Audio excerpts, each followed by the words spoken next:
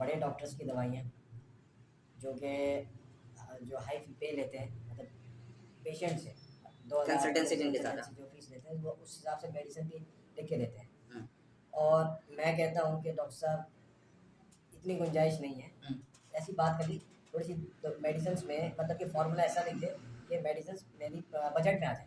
हम्म। अब मेरा इन दोनों का मतलब सवाल ये है कि अगर मैं लो मेडिसिन खाता हूँ तो क्या उसका भी रिजल्ट वैसा ही है जो मेरी हाई क्वालिटी मेडिसिन का है? इसको समझने के लिए जो है ना, थोड़ा सा डीपली तुम्हें समझाना पड़ेगा। मसला ये है कि हमारी फील्ड के अंदर जो फार्मा कंपनीज की दवाइयाँ हैं, ज़रूरी नहीं कि अच्छी कंपनी की दवाई ही महंगी होगी। बाज़ दफ़ा लोकल कंपनीज की दवाई मल्टीनेशनल कंपनीज से भी ज़्यादा महंगी है।